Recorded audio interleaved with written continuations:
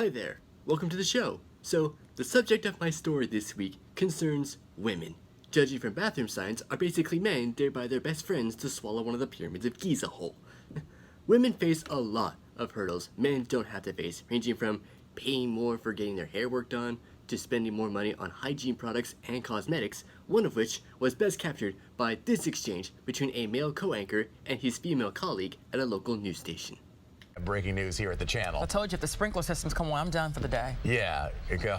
That is not sitting up here looking like a mop. Yeah, you don't want sprinkler system and a beautiful weave because they do not go together. Wow, you're beautiful. You said it was a weave, right? It's not. Oh.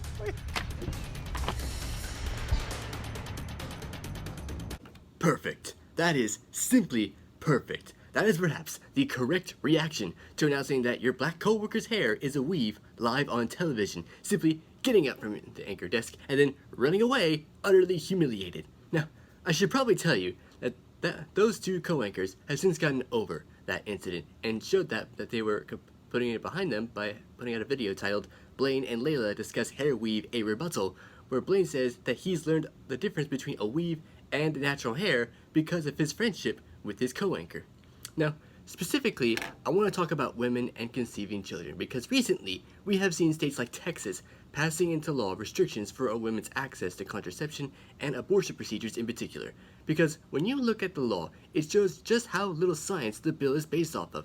The bill basically bans abortion after 6 weeks, when women may not know that they are pregnant. And you can tell that this bill is devoid of sound science, given the fact that the baby in the womb at 6 weeks is not yet a fetus, and it doesn't physically have a heart yet. And the fact that most experts say viability of a fetus is most likely to occur around 24 weeks of pregnancy.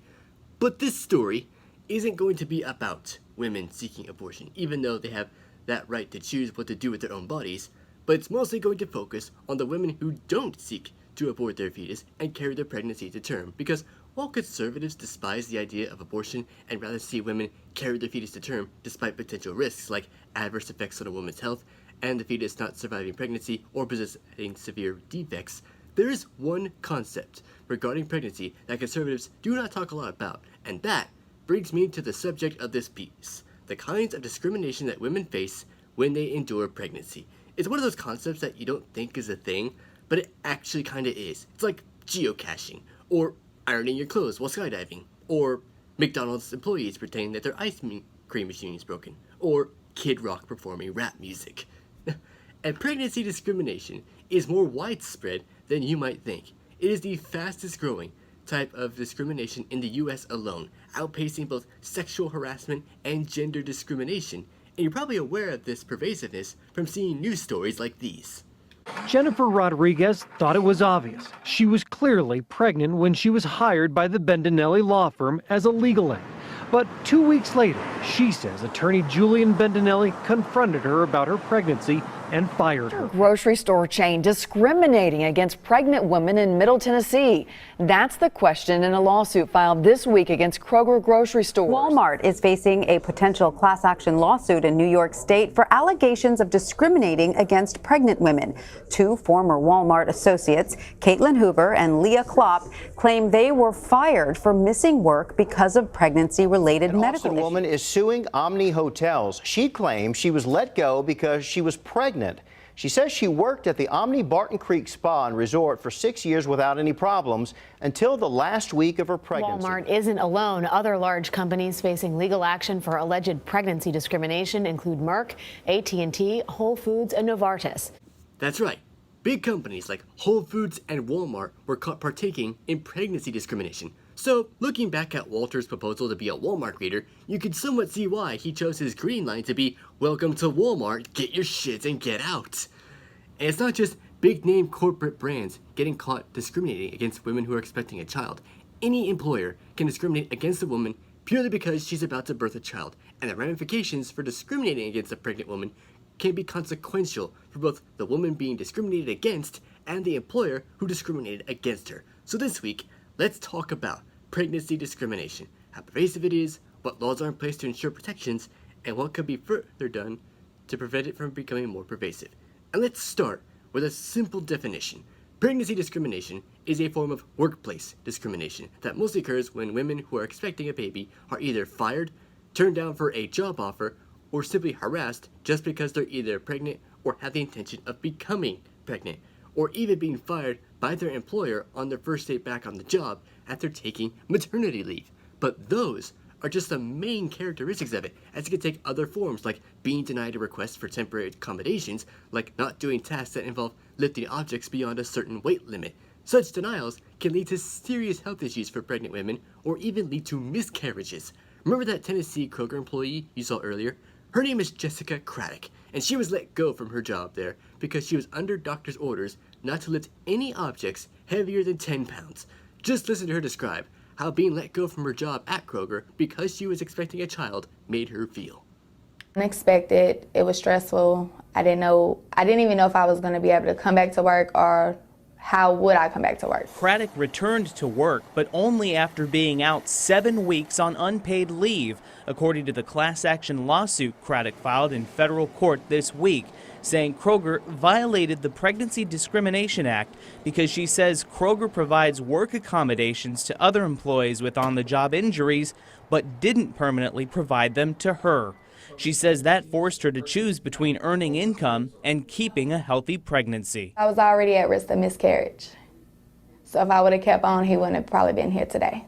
That's ridiculous. And Craddock isn't the only woman with this problem, as you saw 2 women file a class action lawsuit against Walmart for pregnancy discrimination. And just listen to one of those women tell CNN the conditions her employer at that Walmart put her through while she was pregnant. I began to get really sick because of the chemicals that I was using to clean the restroom, to the point where I was hospitalized several times.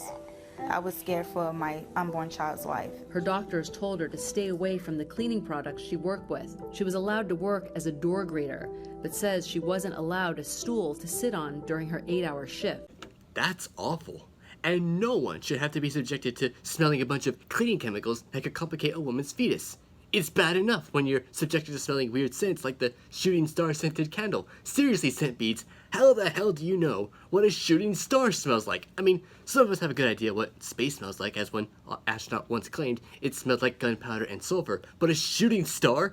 You guys don't know what a shooting star smells like, and if you do, tell me this. Have you been near it close enough to smell it? Of course you haven't. So if you think you can sell a candle that smells like something you don't know the actual scent of, then you are out of your freaking mind.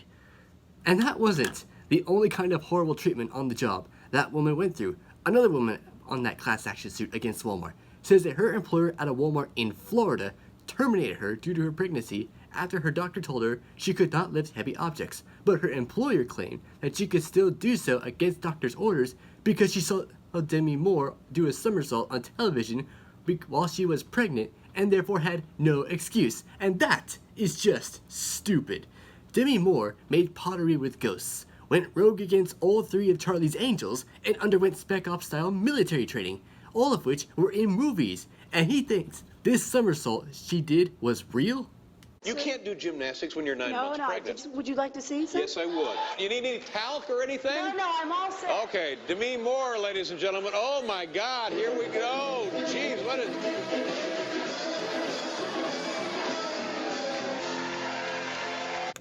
As impressive as that was, it's worth noting that Demi does her own stunts. So the idea that that Walmart employee could do what a stunt-trained actress could do is just stupid. For putting her through that, her employer has, if I may borrow a phrase he used when justifying his actions, no excuse. And obviously, Hollywood is not immune from this problem, as some television and film productions have had to recast some acting roles because the actress originally cast for a role became pregnant. Take Lisa Bonet, a cast member of both The Cosby Show and the spin-off series A Different World, when she decided to start a family with her then husband Lenny Kravitz. Bill Cosby thought her pregnancy shouldn't be written into the series, and the show ended with Bonet's character dropping out of college. And there are plenty of other examples like Bonet, like Hilary Duff being recast in a Bonnie and Clyde biopic due to her becoming pregnant, or Isla Fisher not appearing in the second Now You See Me movie after becoming pregnant, even when it should have been named Now You See Me, Now You Don't, or even Jamie Lynn Spears leaving Zoe 101 when it was cancelled after finding out she was pregnant. But perhaps the most famous case was of Hunter Tylo, a soap opera actress for the show Melrose Place. Tylo became pregnant before even a single episode with her in it was filmed, and she was fired by the show's producer, and her role was recast. He essentially Marie Kondo'd the show, and it's a woman early into her pregnancy that didn't spark joy in him. As a response, Tylo actually sued the producer and won $5 million from a Los Angeles jury on the grounds of discrimination for being pregnant. And even jobs that are essential to the community find it difficult to deal with this problem. In Illinois, one police officer in the village of Frankfort had to take the village's law enforcement department to court after she became pregnant. Officer Jennifer Panettone is taking the village of Frankfort to court. On the force for 14 years, she says she couldn't believe what she was told when she became pregnant. I identified a bunch of different jobs that I could do, such as, follow-up witness interviews or working with crime prevention. Everything that we had brought up had just been denied. I wasn't allowed to have a bulletproof vest that fit. And I could feel sitting in my squad car with my vest popped open and my bulletproof vest, squeezing me. That's clearly terrible. No police officer should be made to feel like their Kevlar vest should be popped open when on the job, unless they have just made a run to Krispy Kreme, in which case you have a very valid excuse for doing so. Now, if you're wondering how women like those Walmart employees, that Kroger employee, or Hunter Tylo were able to sue and get settlements in court, it's because of laws already on the books, and because of Supreme Court precedents that date back decades, and all the way up to recently as the past decade. You see, women are protected from pregnancy discrimination under Title VII of the 1964 Civil Rights Act, which was added to the law after Congress passed the 1978 Pregnancy Discrimination Act. Under the law, women cannot be fired, denied a promotion, demoted, or forced to stop coming in for work just because they're pregnant. Other laws like the 1993 Family and Medical Leave Act and the Americans with Disabilities Act of 1990 also offer protections for pregnant women. But laws don't really stop employers from keeping pregnant employees from reporting on the job, as some employers may have potential biases about pregnant women, which could allow pregnancy discrimination to persist. For example, the Pregnancy Discrimination Act only deals with pregnancy discrimination occurring in companies with more than 15 employees. So if you work for a company with less than 15 employees, you have to look for other options. But there are procedures in place to deal with pregnancy discrimination. You would need to report your claim of pregnancy discrimination in your workplace to the EEOC or to your state's administrative agency in order to file a lawsuit against your employer for discrimination. But that process could take years. Take the case of Peggy Young, a UPS delivery driver who became pregnant in 2006. She requested time off from work to undergo an IVF procedure to conceive a baby. After she became pregnant, she was told not to lift any object heavier than 20 pounds, which made it harder for her to do her job since UPS requires its employees to lift packages up to 70 pounds. And because she had to take time away from work without pay, UPS stripped Young of her medical coverage, and she took her case all the way to the Supreme Court, which ruled in her favor 9 years after she filed the lawsuit. It's incredibly unbelievable that UPS will put a pregnant woman through all of that. I guess I had no idea that the letters in UPS stood for, "You pregnant? Shit." And even after the woman carries her baby to term and gives birth, the discrimination doesn't stop there, as becoming pregnant can affect women well beyond their pregnancy is complete and their baby is born. And the biggest sign of that may be that the second a woman starts looking at her paychecks. Pregnancy is a key trigger for lifelong inequality for women. The wage gap increases disproportionately and really has a lifelong impact. It's true. Pregnancy discrimination can also be directly linked to the gender pay gap between men and women. White women, for instance, earn nearly 82% of what white men earn, and for every child a woman has, she can see her pay wage decrease by 4% per child. Not only that, but when men had children, their wage earnings increased by 6%. So I guess pregnancy finds a new way for men to tear women a new asshole. And even when women endure the harassment, work through their pregnancy, and tolerate the smaller wages, their decisions could cause consequences not just for them, but for their unborn child. Take Brandy Cochran, a model who worked on the game show The Price is Right. She accused the show of being so cruel to pregnant women that her pregnancy ended in miscarriage due to the amount of stress and abuse she suffered. She sued after she was let go from the show and was eventually awarded by a jury nearly $8 million in her discrimination trial. Just listen to Cochran tell you what she endured while pregnant with twins and doing her job on set. He was mad at me, and it was hard to comprehend someone being upset that I was having twins. And then I would get questions, how long are you going to work? Are you going to work if you get really big? And then there was the name calling on the set. Wide load. I was told I was breaking the set because I was packing a lot of extra weight and things like that. That's terrible. And when you think about what she had to deal with at work, you can see it's pretty clear that harassment, insensitive weight jokes, and a stress-induced miscarriage are not the right price to pay for being a game show model. The price is not right in her case, as Happy Gilmore would say.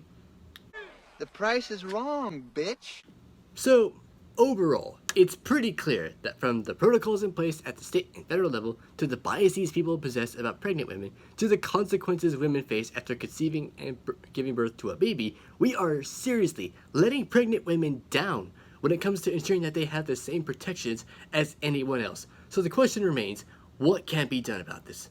Well, there are several things that can be done to deter discrimination against pregnant women, or discrimination against anyone for that matter, like having an employee handbook or a written set of rules to deter such behavior in the workplace. Along with such rules, there needs to be a series of steps in place to investigate discrimination claims, as well as allow accommodations for female employees to have when they get pregnant and are on the job.